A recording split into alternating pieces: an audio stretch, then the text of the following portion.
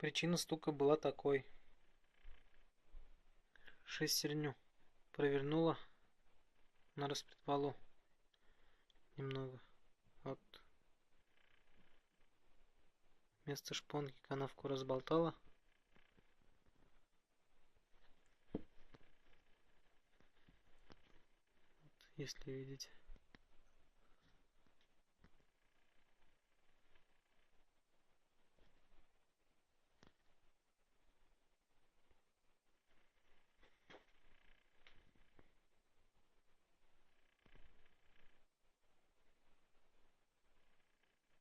Сама шпонка осталась целой и невредимой, как ни странно.